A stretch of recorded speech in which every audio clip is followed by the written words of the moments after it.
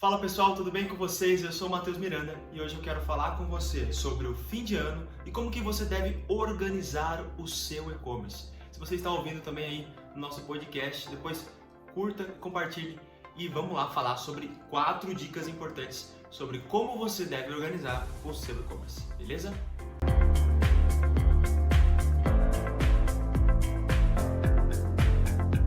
A primeira dica, uma das mais importantes, é a questão do estoque. Olha só, muitos empresários, eles fazem o quê? Eles têm um estoque e eles têm um mau gerenciamento do estoque. E o que é o mau gerenciamento? Presta atenção numa coisa.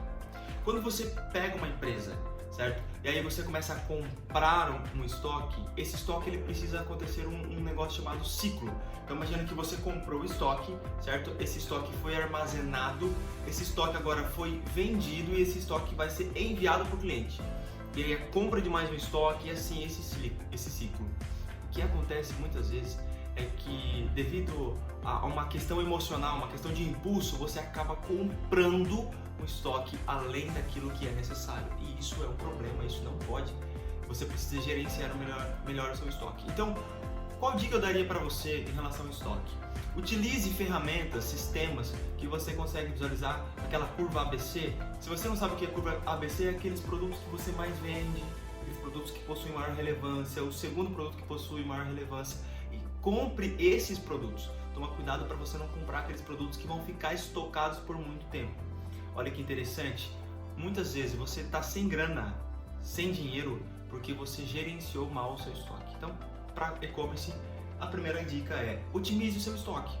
Compre de uma maneira um pouco mais eficiente. E para isso, você precisa entender qual é o seu produto ideal, qual o produto que vai ser mais vendido e tenta ter uma negociação mais próxima com o seu fornecedor, para caso acabe o seu produto, você consiga adquirir novamente e assim você não fica com um produto em falta e você não precisa ficar comprando uma grande quantidade, beleza? Então essa é a primeira dica, pessoal. A segunda dica é saiba colocar o preço no seu produto. Olha que interessante, muitos empresários que eu atendo não sabem, que são na área de e-commerce, de dropshipping, não sabem colocar o preço no produto. E o que significa colocar preço? Imagina esse fone aqui, ó, esse fone de ouvido aqui, você compra ele por 100. Aí você fala assim, eu vou vender ele por 200. Tá, vou ganhar aí 100% em cima. É isso que você falaria? Só que olha pessoal, isso está errado. A precificação, o modelo de precificação, existe um método. E esse método, ele precisa seguir uma diretriz. Qual é a diretriz? Que é preço de venda, custo variável, custo fixo, despesa variável, despesa fixa e por fim a lucratividade. E por que eu estou falando isso? Porque muitas vezes o preço que você coloca lá no seu produto, ele está errado. Você não está obtendo o lucro necessário para você continuar a operação. E aí sabe o que acontece? Quando nós erramos no preço, você acaba não vendo dinheiro, você acaba não tendo caixa suficiente para comprar novos produtos, você acaba não conseguindo obter uma lucratividade, retirar um dinheiro da empresa, que é a distribuição de lucro. Tudo isso acaba sendo influenciado. Então, toma cuidado com o modelo de precificação. Matheus, como que eu faço isso? Pessoal, aqui não é o meu propósito aqui não é ensinar você a precificar, não é isso. Mas existem várias planilhas na internet, existem sistemas que fazem isso, o modelo de precificação ideal. Bom, então tenha cuidado com o seu preço. Pessoal, a terceira dica é tenha uma vida minimalista. Quando eu falo de ser minimalista, eu estou me referindo especificamente a você não ter tantos gastos, não gastar de maneira desapropriada, a realmente economizar na empresa. Por quê? Olha que interessante. Quando o empresário ele começa a ter um nível de crescimento muito alto, por exemplo, nós estamos falando do fim do ano e às vezes tende a crescer a empresa ela tende a faturar mais. Acaba acontecendo o seguinte, o empresário ele acaba gastando mais também. E esse gastar mais acaba prejudicando a empresa, certo? Exemplo, então ele está num padrão de vida aqui. A empresa teve um boom do crescimento no final do ano, ele aumenta o padrão de vida dele. Isso acaba prejudicando a empresa. Por que eu estou falando isso? Por experiência. Aqui a ideia é compartilhar com vocês conteúdos que serão relevantes. E se eu pudesse dizer para você, nesse momento de alta, nesse momento de crescimento, continua do mesmo jeito que você estava. Surfa esse momento. Quando eu falo surfar esse momento aproveita esse momento de crescimento da empresa onde você vai ter uma lucratividade maior. e realmente tenha uma gestão mais estratégica. Pense a longo prazo, não fique pensando de uma maneira imediata. Isso é muito importante.